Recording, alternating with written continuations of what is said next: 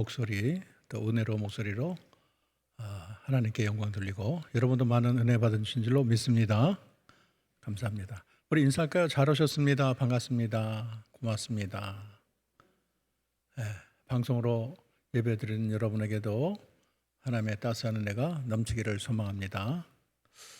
여러분, 2005년 타임즈가 미국을 움직이는 영역에 있는 100명을 뽑았는데 1등한 사람이 돈 많은 빌 게이츠도 아니고 클린턴이나 부시도 아닙니다. 1등한 사람이 누구냐면 오프라 윈프리라는 여성 토크 진행자입니다. 여러분 다 보셨을 거예요. 이 사람은 가난한 흑인 사생하고 9살 때 사촌 오빠에게 강간을 당해서 14살 때 미혼모가 됐습니다. 그리고 마약 복용으로 감옥에 수감된 적도 있어요. 흑인에다가 뚱뚱하고 가난하고 불행하고 상처 많은 어린 시절을 지냈지만 이 사람은 세계에서 가장 성공한 여성으로 꼽히고 있습니다. 최초의 흑인 여자 앵커고 전 세계 1억 4천만의 시청자를 가지고 있는, 많은 사람을 웃기고 울리고 존경과 사랑을 한 몸에 지녔습니다. 그래서 그 사람의 시청자가 미국에서만도 1,000만이 넘는다는 거예요. 말 한마디 하면 미국 전체가 감동을 하고, 그가 무슨 책을 읽었다 그러면 즉시 그게 베스트셀러가 되는 거예요. 근데 그의 자서전 중에 이것이 사명이다 라는 책이 있는데, 여기 4가지 인생 철학이 우리가 좀 주의 깊게 들어볼 만합니다. 첫째는 남보다 더 가졌다는 것은 축복이 아니라 사명이다. 둘째는 남보다 아파하는 것이 있다면 고통이 아니라 사명이다. 셋째, 남보다 설레는 것이 있다면 환상이 아니라 사명이다. 넷째로, 남보다 부담되는 게 있다면 강요가 아니라 사명이다. 그렇게 말을 했어요. 남보다 많이 가졌다는 것은 나 혼자 배부르고 내 배 터지게 먹으라는 뜻이 아니고, 주변에 어려운 사람을 돌보라는 하나님의 뜻, 또 하나님의 사명이 있다는 것입니다. 그리고 내가 아프다면 혼자 고통스럽게 아파하지 말고 이 땅에 아파하는 사람을 좀 동정하고 위로하고 격려하는 사명을 내게 주신다. 그렇게 생각하면 된다는 거예요. 그럼 내 마음에 자꾸 설렘이 있다면 혼자의 환상이나 혼자의 판타지에 빠지지 말고 하나님이 허락하신 아름다운 꿈, 비전이기 때문에 그것을 잘 살리라는 뜻이 되겠습니다. 그래서 남에게도 나에게 부담이 갑자기 어느 날부터 뭐가 부담이 된다면 강요로 생각하지 말고 하나님이 주신 거룩한 그런 부담을 알고 기쁨으로 감당하라는 그런 말을 하고 있습니다. 굉장히 아름다운 사명 의식이라고 생각합니다. 오늘 성경에서 우리는 인생을 사명 의식 하나로 초절일관 살아온 사람이 있는데, 그 사람은 바울입니다. 우리가 지난 시간 배웠지만 사도행전 20장 22절에서 24절에 보면, 보라, 이제 나는 성령에 매여 예루살렘으로 가는데 거기서 무슨 일을 당할는지 알지 못하노라. 오직 성령이 각 성에서 내게 증언하여 결박과 환난이 나를 기다린다 하시나, 내가 달려갈 길과 주 예수께 받은 사명 곧 하나님의 은혜의 복음을 증언하는 일을 마치려 하면은 나의 생명조차 조금 더 귀한 것으로 여기지 아니하노라. 아주 명언을 남겼어요. 이것이 이제 에베소 교회 장로들에게 한, 밀레도에서 한 고별 인사 중에 나온 말입니다. 오늘 본문은요, 밀레도에서 예루살렘에 가는 3차 이제 여행의 마지막 과정을 그리고 있습니다. 지금 예루살렘을 향해 가는데, 여러분 이제 사진을 한번 보겠습니다. 여기를 한번 보시면, 여러분 사도행전 21장 1절 3절에 보면 그 행로가 나와 있어요. 여기 보면 우리가 그들을 작별하고 배를 타고 바로 고스로 가서, 여러분 고스 보이죠? 그 다음에 그 이튿날 로도에 이르러 거기서부터 바다라로 가서, 그 다음에 여러분 바다를 쑥 지나서 페니키아로 갑니다. 거기 가다가 구브로 키프로스를 바라보고 이를 왼편에 두고 수리아를 향하여 두로에 상륙했다 그랬어요. 두로에, 거기서 배의 짐을 풀려 함이라. 지금 굉장히 긴 여정을 배를 타고 가고 있는 것입니다. 그래서 밀레도에서 고스, 로도, 베니게, 두로까지 지금 한 일정을 계속 가고 있어요. 지금 예루살렘으로 가는 여정은 그렇게 노래 부르며 가는 과정이 아니에요. 왜냐하면 잘못하면 죽을 수가 있습니다. 그런데 여기에 보면 바울의 불타는 사명의식이 아주 잘 나타나 있어요. 처음에 이제 두로에 도착을 하죠. 여러분 다시 한번 사진을 보면 바다를 다 지나서 처음에 도착하는 곳이 두로입니다. 두로는 베니게의 수도인데, 두로는 솔로몬이 예루살렘을 질 때 히람 왕이 그 백향목을 이렇게 제공을 했잖아요. 무료로 주겠다 그러는데 솔로몬이 아예 무료 아니다, 많은 돈을 금을 지불하고 백향목을 사지 않습니까? 그런가 하면 거기에는 또 시동한 엣바울의 딸 이세벨이 살던 곳이라서 바알의 온상이에요.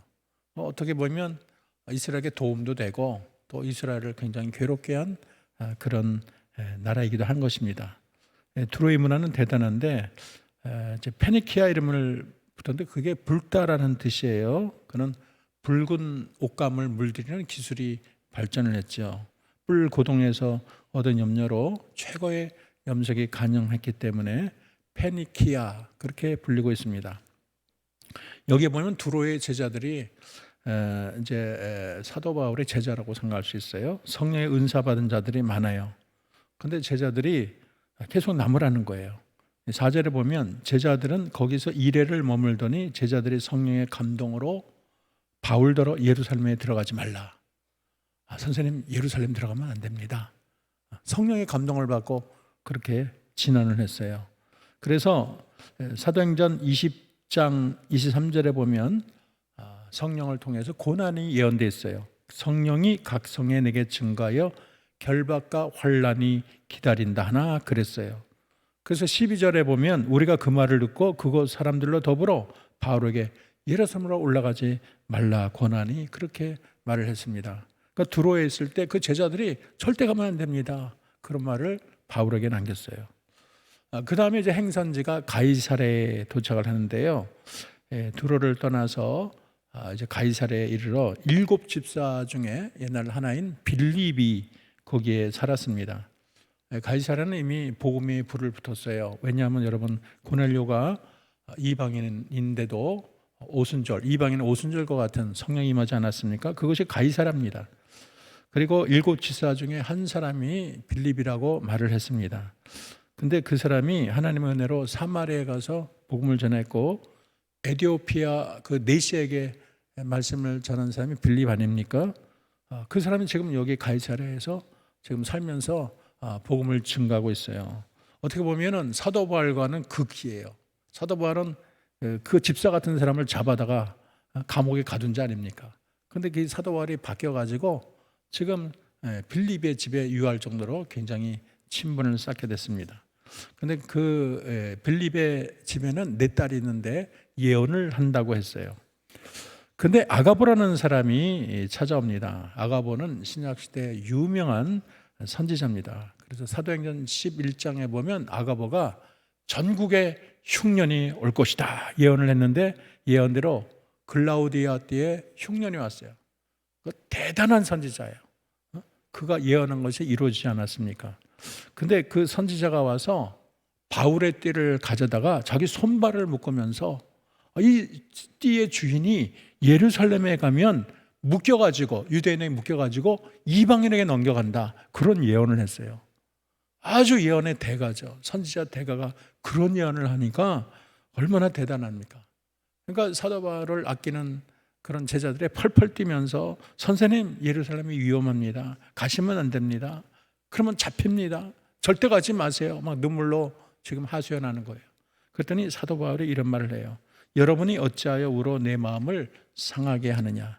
나는 주 예수 이름을 위하여 결박당할 뿐만 아니라 나는 예루살렘에서 죽을 각오도 했노라. 그렇게 말을 하는 거예요. 이 말을 보면 참 우리의 마음에 참 감동을 줍니다. 얼마나 믿음이 대단한가, 얼마나 그 결단이 대단한가. 그러니까 목숨을 걸겠다는 거예요. 어떤 대가를 치르겠다는 그 결단이 대단합니다. 참 감동적인 말인데 사도 바울의 사명의식을 읽을 수가 있습니다.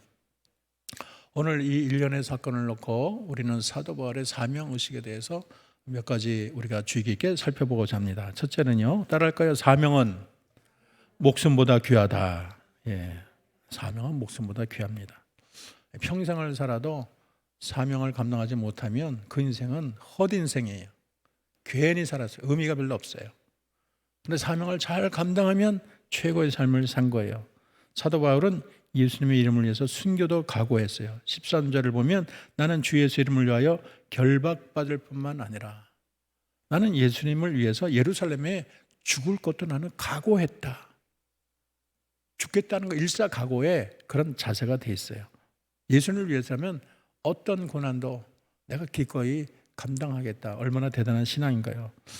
이미 밀레도에서 에베소 앞에 고별 선교할 때도 아까 말한 것처럼 복음을 증거하는 일을 마치려 하면 나의 생명을 조금도 나는 귀하게 여기지 않는다. 내 목숨 귀하지 않아. 복음 전하는 게 최고야. 그게 사도 바울의 그 근본 사상을 이루는 사명이라고 말을 할 수가 있습니다. 우리가 신자로 살다 보면은 처음에는 뭐 대단한 기세로 주를 위해 일한다다가 뭐 불이익이나 어려움이나 위험을 닥치게 되면 참 그 사명은 어디 갔나 다 뒷전에 버리고 마음이 불편하고 어떻게 하면 이 어려움에서 벗어날까만 생각하는 사람이 많습니다. 어떻게 보면 인간의 본능이지요. 그러나 주님은 우리가 결코 우리의 사명이 흔들리지 않기를 원하셔요. 사명을 가지고 끊임없이 기차와 같이 전진하기를 원하시는 것이 우리를 창조하신 아버지의 뜻입니다. 우리 예수님이 이 땅에 오실 때 사명으로 사셨어요. 예수님은 분명한 목적이 있죠. 왜냐하면 태어날 때 천사가 말을 했잖아요. 자기 백성을 죄에서 구원하기 위하여 오신 자라는 그런 사명을 줬습니다. 예수님은 그냥 놀러 온 게 아니에요. 세상에 어떤가 그냥 구경차 온 게 아니에요. 노닥거리러 온 게 아니에요. 예수님은 자기 생명을 줘 온 인류를 구원하기 위해서 이 땅에 오셨습니다. 근데 이제 누가복음 9장 51절에 보면 승천할 기약이 가까웠는데 이런 말을 했어요. 예루살렘을 향하여 올라가기로 굳게 결심하시고, 이런 구절이 있어요. 예루살렘이면은 예수님이 거기 십자가 달려 죽는 거 아니에요. 이제 죽음을 각오하고 예루살렘에 가기로 아주 얼굴을 굳게 딱 결단을 했다는 거예요. 그것은 우리 주님이 차돌같이 금강석 같은 마음으로 사명을 향해서 한 걸음 한 걸음 나가고 있는 것을 말을 하고 있습니다. 우리나라 교회사에 슬픈 역사가 있는데 여러분 다 알다시피 신사참배라고 말을 할 수가 있어요. 1938년 9월 9일입니다. 27차 조선 예수교 장로회 총회인데 이미 경찰이 총회 오기 전에 몇 사람을 위협을 했어요. 당신 발언 안 하면 당신 죽습니다. 위협을 했어요. 근데 이제 마지막에 신사참배 안건이 올라왔어요. 그런데 가부를 물어요. 가문 이해하십시오 그랬더니 전체 중에 서너 명이 아주 몇 명 안 되죠. 네 하고 말을 했어요. 그런데 아니면 아니하십시오라는 말을 해야 되는데 그 말을 안 했어요. 그냥 통과시켜 버렸어요. 불법이지요. 지휘병을 두들기면서 총회장이 신사참배는 국가의 행사다. 이거는 개인의 신앙과는 관계가 없다. 우상숭배가 아니다. 선언을 했어요. 그때 총회 이제 결의 성명을 제가 읽어드리겠습니다. 아등은 신사는 종교가 아니요 기독교 교리에 위반하지 않는 본의를 이해하고 신사참배가 애국적 국가 의식을 자각하여 이에 신사참배를 솔선여행하고 추히 국민정신 동원용에 참가하여 비상시국하에 총호 황국 시민으로서 적성을 다하기로 기함. 총회 60년 78쪽 8년에 30쪽에 보면 이 글이 나와 있어요. 그러니까 우상이 아니라는 거예요. 이건 국가 의례라는 거예요. 뭐 태극기를 향해 이렇게 우리가 태극기를 향해서 가슴에 손을 얹는 것처럼 그런 국가 의례에 지나지 않는다는 거예요. 그래서 총회장인 김길창 목사를 비롯해서 23명의 총대가 평양 신사에 참배하고 기념사진까지 찍었습니다. 참 통곡할 일이고 한국 교회가 하나님 앞에 큰 죄를 지었습니다. 근데 이제 주기철 목사님을 비롯한 믿음의 사람들은 끝까지 부인하고 감옥에 가지 않았습니까? 근데 주기철 목사님이 순교를 각오하고 하신 말씀이 아직까지 쩌렁쩌렁 우리 기독교를 울리고 있습니다. 이렇게 말을 했어요. 주님을 위하여 오는 고난을 내가 피하였다가 이 다음 내 무슨 낯으로 주님을 대하오리까? 주님을 위하여 이제 당하는 수옥을 내가 피하였다가 이 다음 주님이 너는 내 이름과 평안과 즐거움을 받아 누리고 고난의 자는 어찌하고 왔느냐 물으면 나는 무슨 말로 답하랴. 아주 우리의 가슴을 울리는 그런 깊은 절조 있는 말을 했습니다. 그래서 붉은 장미가 타오르는 것처럼 주님의 사랑이 변함이 없어요. 그래서 우리의 믿음의 선진들에게 피가 아주 주님을 위한 절개의 피가 있기 때문에 우리 기독교는 소망이 있고 주님의 그 피를 늘 기억을 하고 계시는 것입니다. 그래서 사명자는 혼란과 핍박에도 꺾이지 않은 절개와 기계가 있어야 되는 거예요. 아무리 비바람이 불어도 폭풍우가 몰아쳐도 주님을 향한 충성 변해서는 안 돼요. 하나님이 즐겨하는 말이 충성된 종이니라. 착하고 충성된 종아 그러잖아요. 하나님 충성 굉장히 좋아하세요. 변하면 안 돼요. 내가 부자 됐다고, 내가 높아졌다고 그러면 안 돼요. 항상 변함없이 주를 위한 충성을 계속 가야 되는 것입니다. 두 번째는 하나님의 뜻을 잘 분별해야 합니다. 지금 보면은 형제들이 예루살렘에 가지 말라는 거예요. 그런데 드로에서도 그냥 가지 말라는 게 아니고 성령의 감동으로 이런 말이 있어요. 또 가이사랴 아가보도 성령께서 말씀하시되 그런 거예요. 아니 그럼 성령까지 말씀하시면 가지 말라는데 왜 바울이 고집을 피우고 가려고 하나? 성령을 어기는 것이 아니냐 그런 생각이 얼핏 들어요. 아니 그렇게 가는 곳곳마다 성령에 감동받은 사람이 큰일 난다고 하는데 왜 사도 바울은 굳이 가겠다고 고집이 세냐? 성령에 순종을 해야지 뭐 자기만 계시받냐 그런 생각할 수 있잖아요. 근데 그건 잘못된 거예요. 왜냐하면 이 사도 바울이 가는 것 자체가 성령의 지시예요. 왜냐하면 20장 22절에 보면 이렇게 되어 있습니다. 보라 이제 나는 성령에 매여 예루살렘에 가는데 그랬어요. 예루살렘에 가는 것이 성령에 매여서 간다는 거예요. 거기서 무슨 일을 당하는지 알지 못하노라 그랬어요. 그래서 난 예루살렘에 가는 것이 성령에 매여서 성령의 뜻대로 나는 거기를 간다. 근데 형제들이 받은 성령으로 받은 메시지는 이거예요. 바울이 예루살렘에 가면 위험을 당한다 이런 얘기예요. 결박을 당하고 이방인에게 넘겨지고 큰 핍박을 당한다 이거예요. 그러니까 형제들이 당연히 바울을 사랑하니까 위험을 피하라고 그렇게 말을 하는 것이죠. 그런데 아참은 여기가 우리가 실수하는 곳입니다. 이 미묘한 차이가 하나님의 뜻을 곡해할 수가 있어요. 성령이 알려준 것은 예루살렘에 가면 고난이 있다는 것입니다. 그러니까 가지 말라 이런 말은 성령이 한 적이 없어요. 예루살렘에 가면 고난이 있을 것이다. 거기까지 말을 했지. 그러니까 너 사도 바울 가지 마. 그런 말은 한 적이 없어요. 그런데 우리가 인위적으로 그것을 아니 그렇게 고난을 당하면 가지 말라는 것 아니겠어. 위험하니까 가지 말라고 하지.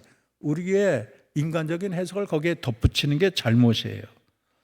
그래서 그것은 인간의 상식이 만들어준 해석이지 성령이 가지 말라고 한 적은 없습니다. 인간의 당연한 온정적인 해석이 성령의 뜻을 거슬릴 수가 있어요. 우리가 주님이 알려준 것 이상으로 나가면 안 돼요. 주님보다 앞서서는 안 됩니다. 주님의 계시 외에 내가 덧붙여서 나에게 유리하게 인간적인 방법으로 해석을 해서는 안 되는 거예요. 사실 이제 바울이 복음 증거하다가 고난 당하는 게 그렇게 뭐 새로운 것이 아닙니다. 왜냐하면 바울이 처음 하나님을 만날 때부터 장차 받을 고난에 대해서 하나님이 말씀해 주셨어요. 사도행전 9장 15절 16절을 보면 이렇게 되어 있습니다.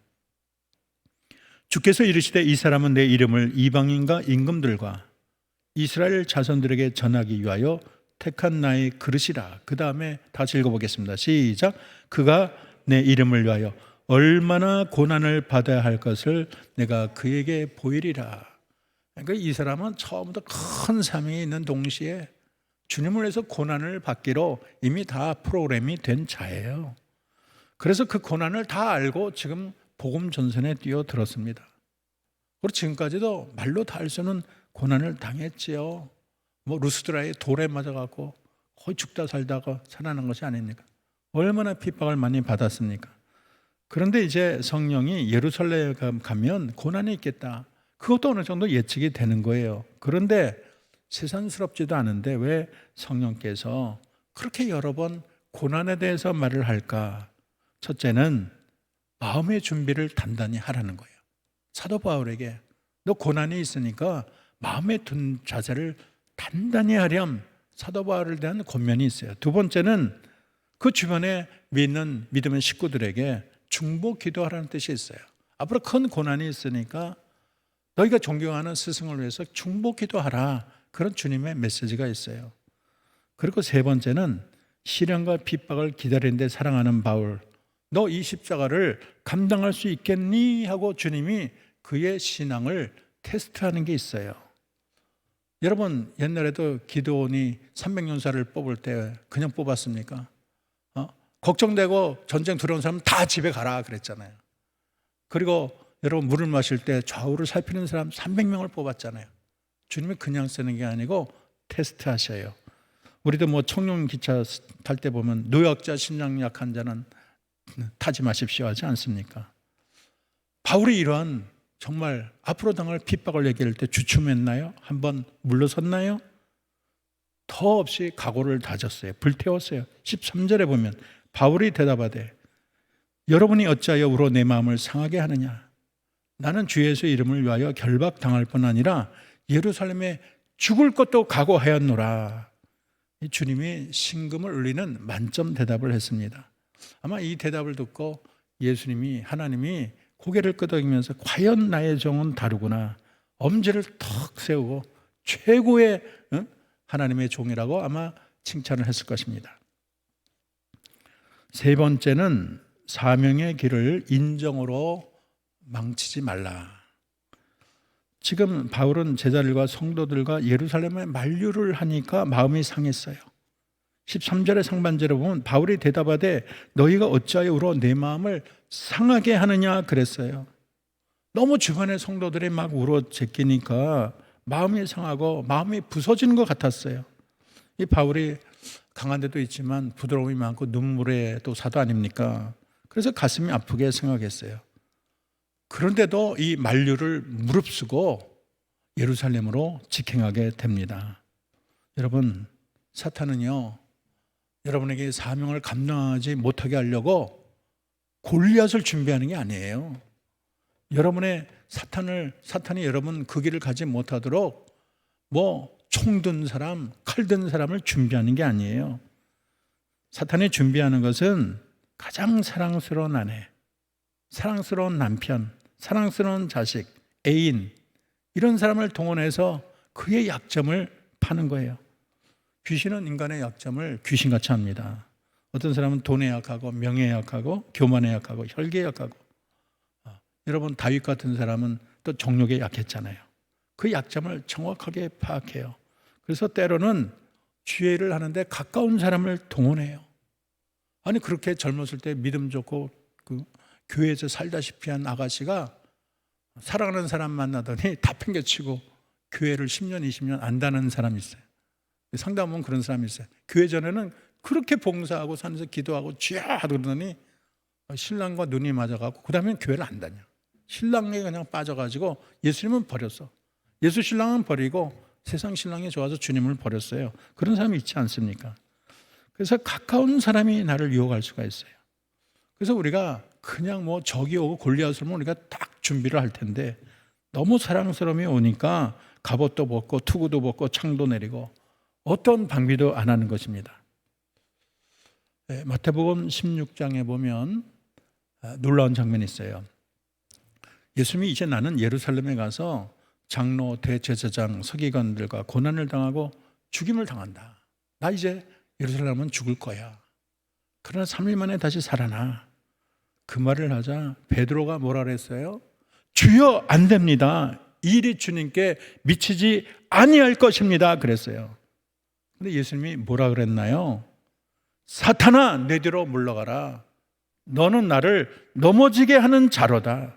내가 하나님을 생각하지 아니하고 도리어 사람의 일을 생각하는도다. 아주 호되게 야단쳤어요. 근데 가만히 생각해 보세요. 인간적으로 보면 베드로가 너무 맞는 말을 했어요. 아니 사랑하는 스승이 고난을 받고 죽는다 그러는데 잘 죽으세요. 꼭 죽으셔야 합니다. 그런 못된 제자가 어디 있습니까? 안 됩니다. 스승님 죽으면 안 됩니다. 너무 인간적인 말이고 어떻게 보면 위로가 되고 내 고통을 알아주고 칭찬할 것 같은데, 근데 가만 생각해 보세요. 베드로 따라가면 주님이 십자가 안 지고 인류 구원의 모든 사역은 허사로 돌아가고 마는 거예요. 그러니까 이 베드로가 가장 인간적인 말 속에 사탄이 숨어 있는 거예요. 그런데 주님은 하나님이기 때문에 그걸 딱 알아본 겁니다. 그래서 사탄아 물러가라 그렇게 말을 하는 거예요. 여러분, 사탄은 가정한 연인의 모습으로, 친구의 모습으로, 또 나의 부모나 자식의 모습으로, 존경하는 스승의 모습으로 나를 유혹할 수도 있어요. 그래서 어떤 상황에서도 여러분 말씀에 기초해서 흔들리지 않고, 사사로운 감정에 여러분 흔들리지 말고, 사명 잊어버리지 말고, 사명 까먹지 말고 주님을 위해서 달려가야 될 줄로 믿습니다. 마지막으로 따라합시다. 주의 뜻이 이루어지이다. 결론은 주의 뜻이라고 말을 할 수가 있습니다. 우리가 앞세울 것은 주님의 뜻 하나예요. 오늘 12절에서 14절 보면 이렇게 되어 있습니다. 우리가 그 말을 듣고 그곳 사람들과 더불어 바울에게 예루살렘으로 올라가지 말라 권하지요. 그러니까 어찌하여 우로 내 마음을 상하게 하느냐. 나는 주 예수 이름을 위하여 결박당할 뿐 아니라 예루살렘에 죽을 것을 강호하였느니라. 그렇게 감동적인 말을 한 후에 14절을 다 같이 읽어보겠습니다. 14절 시작.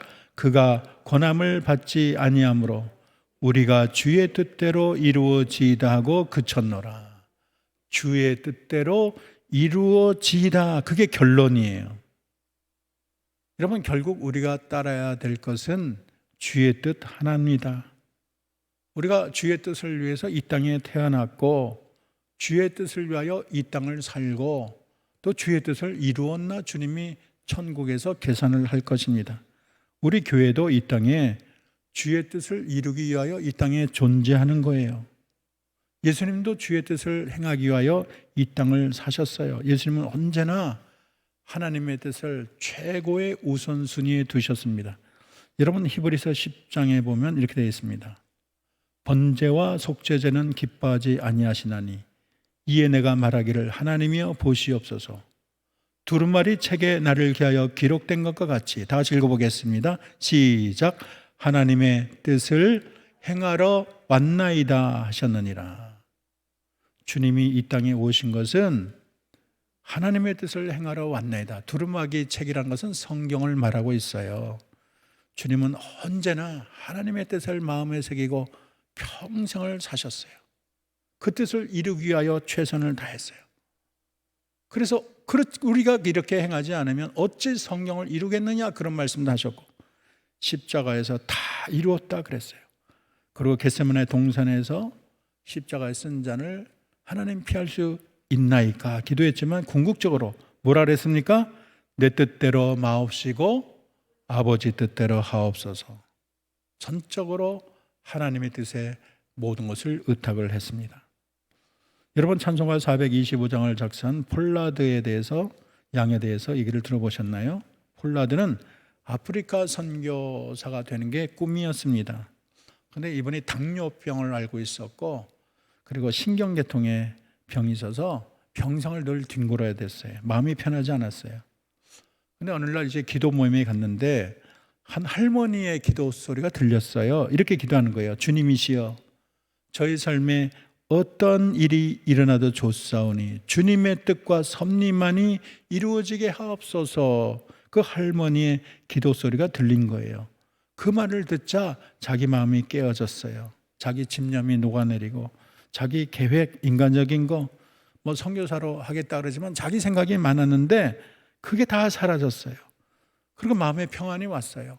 자기 생각에 빠지니까 너무 편안한 거야. 주님께 다 맡기니까 너무 평안해 온 거야.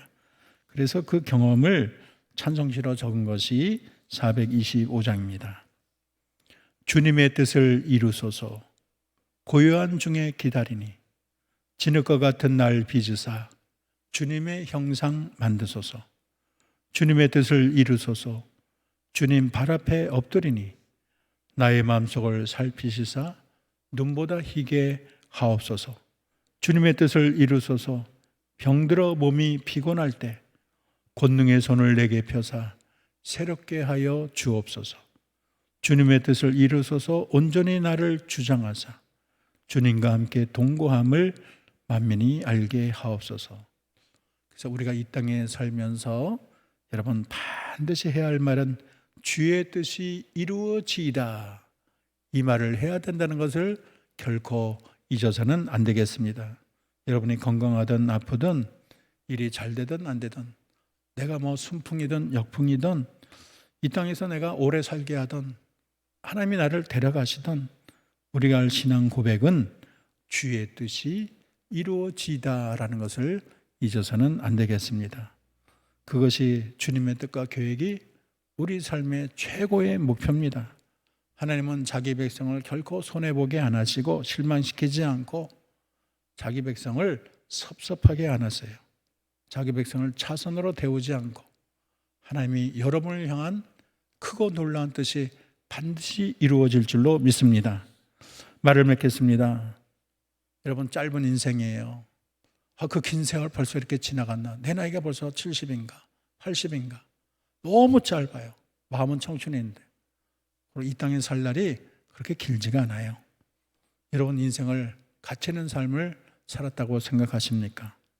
사명을 따라 살기를 원합니다. 내가 주님께 받은 사명이 무엇인가? 그 사명에 흔들림 없이 내 인생을 정말 흔들림 없이 나는 계속 달려왔는가? 어떠한 고난이 와도 어떤 유혹이 와도 내가 흔들리지 않고 사명을 향해 한 걸음 한 걸음 나가고 있는가? 여러분 사명을 향해 목숨을 바쳐 충성을 해서 영원한 승리자로 하늘의 별과 같이 빛나는 저와 여러분 되기를 주의 이름으로 축원합니다. 기도하겠습니다. 사랑의 하나님, 오늘 사도 바울은 사명의 대헌장과 같이 오직 성령이 각 성에서 내게 증언하여 결박과 환난이 나를 기다린다 하시나 내가 달려갈 길과 주 예수께 받은 사명, 하나님 은혜의 복음을 증언하는 일을 마치려 하면은 나의 생명조차 조금으로 귀한 것으로 여기지 아니하노라. 여러분이 어찌하여 오로 내 마음을 상하게 하느냐? 나는 주 예수 이름을 위하여 결박당할 뿐 아니라 예루살렘에 죽을 것도 각오하였느니라. 이 고백이 우리 귓전을 울립니다. 이 자리에 예배하는 우리 모두들도 사도 바울처럼 생명을 다해 사명을 감당하게 하옵소서. 그래서 이 다음 주님 앞에 서는 날 잘했다 칭찬받고 멸관의 주인공 되는 우리 모두가 되게 하옵소서. 예수님의 이름으로 기도합니다. 아멘.